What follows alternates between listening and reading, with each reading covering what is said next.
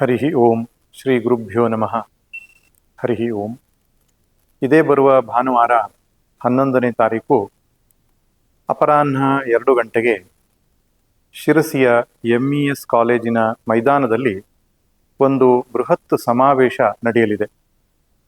ಈ ಸಮಾವೇಶದ ಉದ್ದೇಶ ಬೇಡ್ತಿ ಹಾಗೂ ವರದಾ ನದಿಗಳ ಜೋಡಣೆಯನ್ನು ಏನು ಸರ್ಕಾರ ಕೈಗೆತ್ತಿಕೊಂಡಿದೆ, ಈ ನದಿ ಜೋಡಣೆಯನ್ನು ವಿರೋಧಿಸಿ ಉತ್ತರ ಕನ್ನಡ ಜಿಲ್ಲೆಯ ಎಲ್ಲ ಸಂತರು ಹಾಗೂ ಜನರು ಸೇರಿ ಸಮಾವೇಶವನ್ನು ಮಾಡ್ತಾ ಇದ್ದಾರೆ.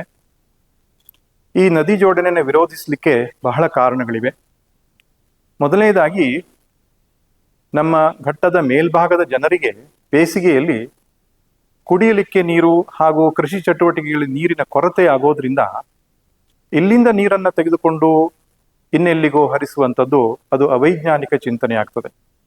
ಅದರೊಟ್ಟಿಗೆ ಈ ಬೃಹತ್ ಯೋಜನೆಯ ಕಾರಣದಿಂದ ಅನೇಕ ಕಡೆಗಳಲ್ಲಿ ಭೂಕುಸಿತ ಉಂಟಾಗತ್ತೆ, ನೀರಿನ ಜಲದ ಮಟ್ಟ ಅನ್ನುವಂಥದ್ದು ಕೂಡ ಕಡಿಮೆ ಆಗತ್ತೆ, ಕಾಡು ನಾಶ ಆಗತ್ತೆ, ಕಾಡು ಪ್ರಾಣಿಗಳ ಹಾವಳಿಯಿಂದಾಗಿ ನಾಡಿಗೆ ಸಮಸ್ಯೆ ಉಂಟಾಗತ್ತೆ. ಅಷ್ಟೇ ಅಲ್ಲ, ಘಟ್ಟದ ಕೆಳಗಡೆ ಇರತಕ್ಕಂತಹ ಕರಾವಳಿ ಪ್ರದೇಶದಲ್ಲಿ ಮೀನುಗಾರರ ಜೀವನ ಕೂಡ ಅಯೋಮಯವಾಗುತ್ತೆ ಮತ್ತು ಅಲ್ಲಿನ ನೀರಿನ ವ್ಯವಸ್ಥೆ ಏನಿದೆ, ಉಪ್ಪು ನೀರಿನಿಂದಾಗಿ ಕುಡಿಯುವುದಕ್ಕೂ ಕೂಡ ಸಮಸ್ಯೆ ಉಂಟಾಗ್ತದೆ. ಇಷ್ಟೇ ಅಲ್ಲ, ಕೃಷಿ ಭೂಮಿಗಳು ನಾಶವಾಗಿ ಜನರ ಜೀವನವೂ ಅಸ್ತವ್ಯಸ್ತವಾಗುತ್ತೆ. ಹೀಗೆ ಅನೇಕ ಸಮಸ್ಯೆಗಳಿಗೆ ಕಾರಣ ಆಗ್ತಕ್ಕಂತಹ ಈ ಯೋಜನೆಯನ್ನು ಸರ್ಕಾರ ಕೈ ಬಿಡಬೇಕು. ಉತ್ತರ ಕನ್ನಡದ ಈ ಜೀವ ವೈವಿಧ್ಯವನ್ನು, ಪ್ರಕೃತಿಯನ್ನು ಕಾಪಾಡಬೇಕು ಎನ್ನುವಂಥ ನಿಟ್ಟಿನಲ್ಲಿ ಸರ್ಕಾರವನ್ನು ಒತ್ತಾಯಿಸುವುದಕ್ಕಾಗಿ ನಾವೆಲ್ಲರೂ ಕೂಡ ಸೇರ್ತಾ ಇದ್ದೇವೆ.